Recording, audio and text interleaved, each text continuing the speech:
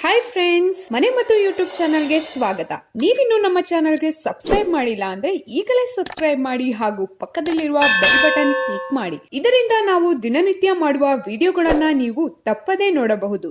ಕೊಬ್ಬಿನ ಅಂಶ ಹೆಚ್ಚಿದೆ ಎಂಬ ಕಾರಣಕ್ಕೆ ಕೆಲವರು ತೆಂಗಿನಕಾಯಿ ಮತ್ತು ಅದರ ಉತ್ಪನ್ನಗಳನ್ನು ದೂರವಿಡುತ್ತಾರೆ. ಆದರೆ ತೆಂಗಿನ ಪ್ರತಿಯೊಂದು ಉತ್ಪನ್ನಗಳು ಅಂದರೆ ಅದರ ನೀರು, ಕೊಬ್ಬರಿ ಹಾಗೂ ಎಣ್ಣೆಯಲ್ಲಿ ಹೆಚ್ಚಿನ ಪೌಷ್ಟಿಕಾಂಶವಿದೆ.